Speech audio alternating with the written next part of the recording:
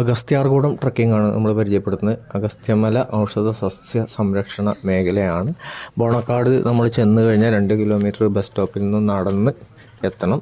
നമ്മുടെ സ്റ്റാർട്ടിംഗ് പോയിന്റിലേക്ക് തിരുവനന്തപുരത്ത് നിന്ന് പുലർച്ചെ 5-5:30 ഒരു ബസ്സുണ്ട്, അതിൽ കയറി എത്തണം. പ്ലാസ്റ്റിക് വളരെ കർശനമായിട്ട് പരിശോധിക്കും. 500 രൂപ വരെ നമ്മുടെ അടുത്ത് നിന്ന് ഡെപ്പോസിറ്റ് വാങ്ങിക്കും. അങ്ങനെ ഒന്നാമത്തെ ദിവസം നമ്മൾ ബേസ് ക്യാമ്പിലേക്ക് 13 കിലോമീറ്റർ നടന്നു പോവുകയാണ് ചെയ്യുന്നത്. അത്യാവശ്യം ദുർഘടമായ പാതയാണ്. അട്ടയാറ്, കരമനയാറ് തുടങ്ങിയ ആറുകളുടെ ഉത്ഭവത്തിൽ നിന്നും വരുന്ന കൈവഴികൾ കടന്ന് ഏതാണ്ട് 7ഓളം വിശ്രമ കേന്ദ്രങ്ങൾ, ക്യാമ്പുകൾ നൽകി വെച്ചിട്ടുണ്ടാവും. 2 കിലോമീറ്റർ കഴിയുമ്പോൾ ഇതെല്ലാം കഴിഞ്ഞിട്ടാണ് നമ്മൾ ഫസ്റ്റ് ബേസ് ക്യാമ്പിൽ എത്തിച്ചേരുന്നത്. 3 ദിവസത്തെ ട്രക്കിങ്ങാണ്. ഫസ്റ്റ് ഡേയിൽ നമ്മൾ ബേസ് ക്യാമ്പിൽ പോയിട്ട് അവിടെ വിശ്രമിക്കുകയും കിടന്നുറങ്ങി രാവിലെ നമ്മൾ അഗസ്ത്യമലയിലേക്ക് വീണ്ടും ട്രക്കിങ് ചെയ്യുകയുമാണ് ചെയ്യുന്നത്.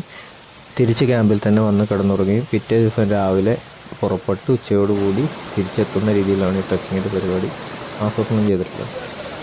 നമ്മൾ വെള്ളച്ചാട്ടങ്ങളൊക്കെ ഏറെ മനോഹരമാണ്. പ്രത്യേകം ശ്രദ്ധിക്കേണ്ടത് അട്ടയുടെ സാന്നിധ്യമാണ്. ഇപ്പോൾ ജനുവരി മാസമൊക്കെ ആകുമ്പോൾ അട്ട വളരെ കുറവാണ്. നമ്മൾ ബേസ് ക്യാമ്പിലേക്ക് എത്തുന്നതിന് മുമ്പുള്ള ഒരു സ്റ്റേഷനാണ് കാണുന്നത്. വർക്കേഴ്സൊക്കെ ഇവിടെ റൂട്ട് ക്ലിയർ ചെയ്യാണ്, കാരണം ട്രക്കിംഗ് സീസൺ വരുന്നൊരു സമയമാണ്. അപ്പോൾ അങ്ങനെ ഇടയ്ക്കുള്ള വലിയ ഒരു പുൽമേട്, ഒരു മലകളുടെ ഇടയിൽ, കാടിൻ്റെ ഇടയിൽ വലിയൊരു പുൽമേടാണ് കാണുന്നത്. അപ്പോൾ ഇത് കടന്ന് ബേസ് ക്യാമ്പിൽ നമ്മൾ എത്തേണ്ടത്. അകലെ കാണുന്നതാണ് അഗസ്ത്യമല, അത് കയറണമെന്നാണ് ഗൈഡ് പറയുന്നത്. കാണുമ്പോൾ തന്നെ നമുക്ക് അത്യാവശ്യം ഭയവും. അത്രയും ദൂരം പോയിട്ട് അത്രയും ഹൈറ്റിൽ കയറാൻ പറ്റുമോ എന്നുള്ളൊരു സംശയം സ്വാഭാവികമായിട്ടും വരും. നിറച്ച് വേഴാമ്പലുകളെ നമ്മളിതിൻ്റെ ഇടയ്ക്ക് കാണുകയുണ്ടായി. ഈ പുൽമേടുകളൊക്കെ തന്നെ കരിച്ച് വെട്ടിവെച്ചിരിക്കുകയാണ്. ഇളം നാമ്പ് വരുന്ന സമയത്ത് വന്യജീവികൾ വന്ന്, ആനയടക്കമുള്ള ജീവികൾ വന്നത് ആഹരിക്കുന്നതിന് വേണ്ടിയിട്ടാണ്. ബേസ് ക്യാമ്പ് എത്തുന്നതിന് മുമ്പുള്ള ഏറ്റവും സ്റ്റീപ്പായ ആദ്യത്തെ ഒരു കയറ്റമാണ് നമ്മൾ കാണുന്നത്. അങ്ങനെ നമ്മളത് കയറി 13 കിലോമീറ്ററോളം നടന്ന് ബേസ് ക്യാമ്പിലേക്ക് എത്തുകയാണ്. ഇൻ്റർനെറ്റ് ഇല്ല, ചാർജിങ് പോയിൻ്റ് 2 എണ്ണം മാത്രമേ ഉള്ളൂ. അവിടെ നിന്ന് നമുക്ക് അഗസ്ത്യമലയുടെ ഒരു ദൃശ്യമാണ് ഇപ്പോൾ നിങ്ങൾ കാണുന്നത്. നല്ല തെളിഞ്ഞ അന്തരീക്ഷമാണ്. പിറ്റേ ദിവസം നമ്മൾ കയറേണ്ട അഗസ്ത്യകൂടം അല്ലെങ്കിൽ അഗസ്ത്യമലയാണ് ഈ കാണുന്നത്. ബേസ് ക്യാമ്പിൻ്റെ ഉള്ളിൽ പരിമിതമായ സൗകര്യമാണ്, നല്ല തണുപ്പാണ്. 14 ഡിഗ്രി വരെ തണുപ്പ് കണ്ടു. അതുകൊണ്ട് ഈ ഷീറ്റ് വളരെ അനുഗ്രഹമാണ്. രണ്ടാമത്തെ ദിവസം നമ്മൾ ട്രക്കിങ് തുടങ്ങുകയാണ്. ആദ്യം ഒരു 2 കിലോമീറ്റർ മാത്രമാണ് നമുക്ക് ഒരു അനുയോജ്യമായൊരു മേഖല എന്ന് പറയുന്നത്, സാധാരണ മേഖലയാണ്. ബാക്കി എല്ലാം സ്റ്റീപ്പായിട്ടുള്ള കയറ്റാണ്. മൊത്തം 6 കിലോമീറ്റർ പോകാനുണ്ട്. അത് അത്യാവശ്യം നല്ല ആരോഗ്യത്തിന് നമ്മൾ വെല്ലുവിളിക്കുന്ന രീതിയിലുള്ള കയറ്റങ്ങൾ തന്നെയാണ്. ആരോഗ്യ പ്രശ്നങ്ങളുള്ളവർ പ്രത്യേകം ശ്രദ്ധിക്കണം. പക്ഷേ എന്നാലും പോകാൻ സാധിക്കും. നമ്മൾ ഒരു ആത്മവിശ്വാസം, നമ്മുടെ ഒരു ഉത്സാഹമൊക്കെ കാരണം കയറാൻ പറ്റും.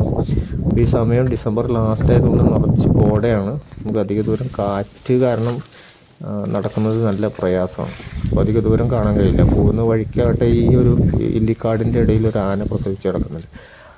ആനക്കൂട്ടം ആനക്കുട്ടിയെ സംരക്ഷിക്കുന്നതിന് വേണ്ടിയിട്ട് ഒരുമിച്ച് നിൽക്കുകയാണ്. വളരെ സ്റ്റീപ്പായ സ്ഥലത്ത് ആന കിട്ടുന്നെങ്കിൽ നമ്മൾ അത്ഭുതപ്പെട്ടു. നമ്മൾ കുറച്ച് കയറി കഴിയുമ്പോൾ പൊങ്കാലപ്പാറ എന്ന് പറഞ്ഞിട്ടൊരു റെസ്റ്റിംഗ് പ്ലേസ് കാണാണ്. അപ്പോഴേക്കും അതിശക്തമായ കോടയായി, വളരെയധികം ഹൈറ്റിൽ നമ്മൾ എത്തിയിട്ടുണ്ട്. ഇവിടെ എത്തിയ സമയത്ത് കോടയും കാറ്റും അതിശക്തമായതുകൊണ്ട് നമ്മൾ ആരം മാർക്കിട്ടത് കാണാം ഇവിടെ കയറാൻ വേണ്ടിയിട്ട്. അതിശക്തമായ കോടയായതുകൊണ്ട് ഇവിടുന്ന് അങ്ങോട്ട് കയറുന്ന കാര്യം സംശയമാണ്. നമ്മൾ കയറാൻ പറ്റില്ല എന്ന് പറഞ്ഞിട്ട് 1 മണിക്കൂറോളം നമ്മളിവിടെ സമയം വേസ്റ്റാക്കി എന്ന് തന്നെ പറയാം.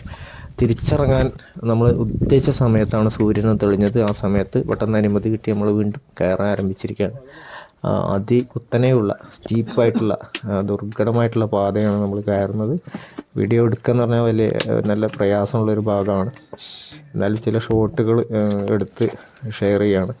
അപ്പോൾ വടി 20 രൂപയ്ക്ക് നമ്മൾ മേടിച്ചിട്ടുള്ള വടിയാണിത്. തിരിച്ചവിടെ കൊണ്ടുപോയിടണം.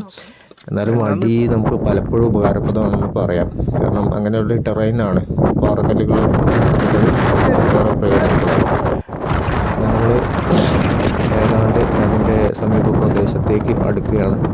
ഇവിടെ മഴക്കാലമാണെങ്കിൽ വളരെ ദുർഘടമായിരിക്കും പാത. അപ്പോൾ മഴയൊന്നുമില്ലാതെ തന്നെ ഈ പാതയിലൊക്കെ തന്നെ വെള്ളച്ചാലുകളുണ്ട്. അട്ടയുടെ സമയത്തെല്ലാം ഉണ്ടായിരുന്നില്ല. കഴിഞ്ഞാൽ നമുക്ക് അട്ടയുടെ ശരീരത്തിൽ നിന്ന് രക്ഷപ്പെടാൻ ഒരു സൗകര്യമുണ്ട്. വെള്ളമില്ല.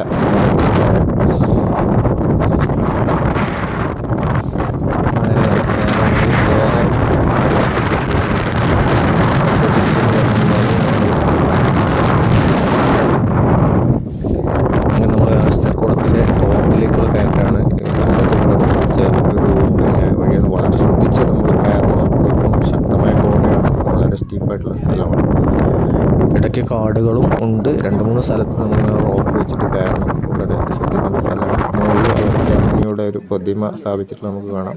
തമിഴ്നാട്ടിലുള്ള ആളുകളൊക്കെ അവിടെ പിന്നെ വന്നിട്ട് ആരാധന ചെയ്യുന്നതും കാണാൻ സാധിക്കും. ചുറ്റും അതിശക്തമായിട്ടുള്ള പിന്നെ കോടയാണ്. വളരെ കുറച്ച് സ്ഥലം മാത്രമേ സൂര്യനിടയ്ക്ക് അതോടൊപ്പം തന്നെ അപ്രത്യക്ഷമാവുകയും ചെയ്യും. പ്രത്യേക പരിസ്ഥിതിയാണ് നമുക്ക് കാണാൻ കഴിയുക. വെയിലുണ്ടെങ്കിൽ വളരെ ദൂരം കാണാമായിരുന്നു. അത് കഴിഞ്ഞ് നമ്മൾ വീണ്ടും പിന്നെ തിരിച്ച് ഇറങ്ങുകയാണ് ചെയ്യുന്നത്. 6 മണിക്കൂറോളം നമുക്ക് ഈ ഒരു യാത്രയ്ക്ക് വേണ്ടി വരും. 6 കിലോമീറ്റർ മാത്രമേ നമുക്ക് നടക്കാനുള്ളൂ. അതിനൊരു 1.5 മണിക്കൂറോളം സമയം എടുത്ത് തിരിച്ചും 7 മണിക്കൂറോളം നമ്മൾ ബേസ് ക്യാമ്പിൽ എത്താൻ വേണ്ടിയിട്ട്.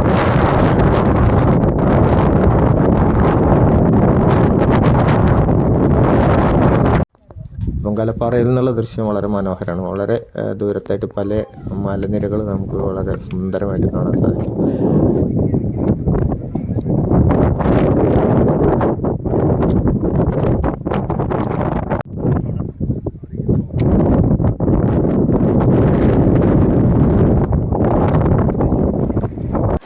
ക്യാമ്പിൻ്റെ അടുത്ത് തന്നെ നമുക്ക് കുളിക്കാവുന്ന അരുവിയുണ്ട്. ക്യാമ്പ് സൈറ്റിൽ നിന്നുള്ള കോട നിറഞ്ഞ വൈകുന്നേരത്തെ ദൃശ്യം. നമ്മൾ ഇറങ്ങിക്കഴിഞ്ഞ് കോട നിറഞ്ഞ ദൃശ്യമാണ്. വീണ്ടും ക്യാമ്പ് പരിമിതമായ സൗകര്യങ്ങളുള്ള ക്യാമ്പാണ്. എന്നാലും തണുപ്പ് കാരണം നമുക്കിതൊരു വലിയ വിഷയമായിട്ട് തോന്നില്ല. വൈകുന്നേരം ആയപ്പോഴേക്കും നമുക്ക് 14-15 ഡിഗ്രിയൊക്കെ ആണ് പിന്നെ ടെമ്പറേച്ചർ എന്ന് പറയുന്നത്. ഒരുപാട് വ്യത്യസ്തമായ പുഷ്പങ്ങൾ, മരങ്ങളൊക്കെ ഉണ്ട്. ഒരു പ്രത്യേക ഭാഗത്ത് നമുക്ക് ജിയോയുടെ വീഡിയോസൊക്കെ അയക്കാൻ പറ്റും കേട്ടോ. റേഞ്ച് ഉണ്ട്. പിറ്റേ ദിവസം രാവിലെ നമ്മൾ തിരിച്ച് പോരുകയാണ്. ഫാസ്റ്റായിട്ട് ഒറ്റ ടീമായിട്ട് നമ്മൾ നടന്നുകൊണ്ട് 8 മണിക്ക് ഇറങ്ങിയിട്ട് 11:30 ആകുമ്പോൾ നമ്മൾ ക്യാമ്പിലെത്തി. സ്ലോ ആയിട്ട് വരുന്ന ആളുകൾ 1 മണി 1:30 ആകുമ്പോൾ എത്തും. ഓണക്കാടുള്ള കൂട്ടിപ്പോയ ടി എസ്റ്റേറ്റ് ആണ്. ഈ ടി എസ്റ്റേറ്റ് പിക്കറ്റ് സ്റ്റേഷനിൽ നിന്ന് 2 കിലോമീറ്റർ നടന്നിട്ടാണ്. ഇതുവരെ KSRTC വരും. KSRTC വരുന്നവർക്ക് ഇവിടെ വന്ന് ഇറങ്ങാം, അല്ലെങ്കിൽ ഇവിടെ നിന്ന് തിരിച്ച് കയറുകയും ചെയ്യാം.